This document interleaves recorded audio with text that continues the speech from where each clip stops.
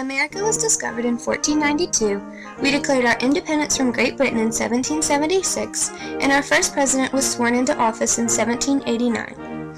We have had 43 presidents since Washington, and they all had different things to offer our great nation. One thing they all had in common is that they went into office wanting to make America an even greater place to live. Let's start with our first president, George Washington. Before becoming our first great leader, he was elected Commander-in-Chief of the Continental Army in 1775. Not long after, he realized that the nation under its Articles of Confederation was not functioning well, so he became a prime mover in the steps leading to the Constitutional Convention at Philadelphia in 1787. When the new Constitution was ratified, the Electoral College unanimously elected Washington as president. He retired in 1797 after serving 2 terms. One of the most iconic presidents to date is Abraham Lincoln, our 16th president. He was elected in 1861, and as president, he built the Republican Party into a strong national organization. He was a major part of the Civil War, which lasted from 1861 to 1865. On January 1, 1863, he issued the Emancipation Proclamation that declared forever free any slaves within the Confederate States. 1 year after being elected for a second term, Lincoln was assassinated at Ford's Theater by John Wilkes Booth. The youngest man to become president was our 26th president, Theodore Roosevelt. Many people referred to him as Teddy Roosevelt. He wasn't elected, but was sworn into office after the 25th president, William McKinley, was assassinated in 1901. He steered the United States more actively into world politics and is famous for quoting, "Speak softly and carry a big stick." He is also responsible for the construction of the Panama Canal, which serves as a shortcut between the Atlantic and Pacific Oceans. He left the presidency in 1909. At times, being president can run in the family. Franklin D. Roosevelt was elected president in 1933, just 24 years after his 5th cousin Teddy left office. His life was riddled with unfortunate events, but that never stopped him. In the summer of 1921, Roosevelt was stricken with polio, leaving him paralyzed from the waist down. He was also elected during one of the worst times in U.S. history, known as the Great Depression. Roosevelt proposed a program to bring recovery to business and agriculture, relief to the unemployment, and to those in danger of losing farms and homes. This was referred to as his first 100 days. By 1935, the nation had achieved some measure of recovery. He passed away due to a cerebral hemorrhage in 1945, ending his presidency. This next president is the youngest to be elected as president, and he is also the youngest to die. During his inaugural address, he is famous for saying, "Ask not what your country can do for you, ask what you can do for your country." And so, my fellow Americans, ask not what your country can do for you, ask what you can do for your country.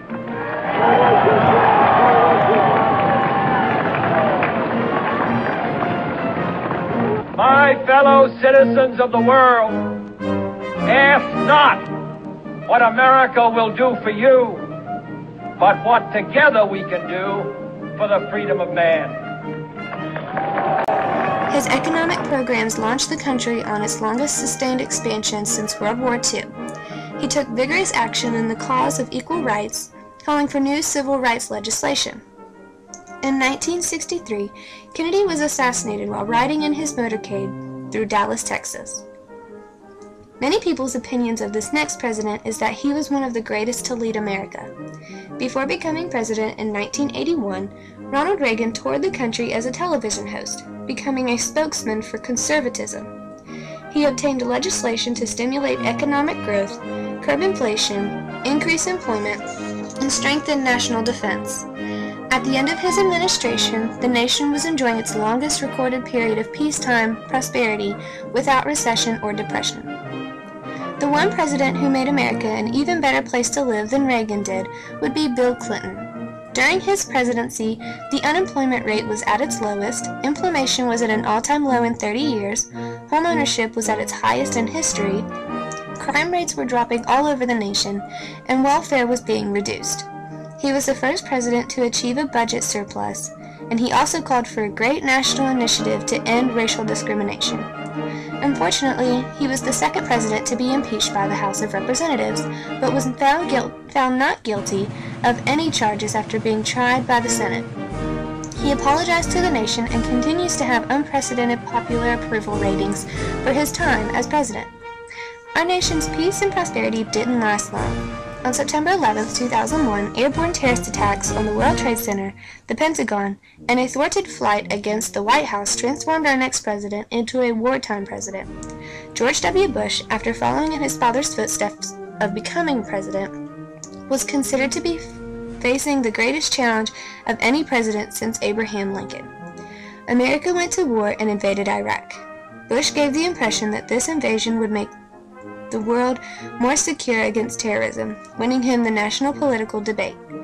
He was re-elected for a second term in 2004 and was convinced that America was ready for the greatest achievements in the history of freedom. Our 44th president has broken the mold in many ways. All of the presidents leading up to him have been Caucasian, and the majority of them came from wealthy families. Barack Obama is the first African American to be elected into office. His years of public service are based around his unwavering belief in the ability to unite people around a politics of purpose. Obama is currently serving his second term as president.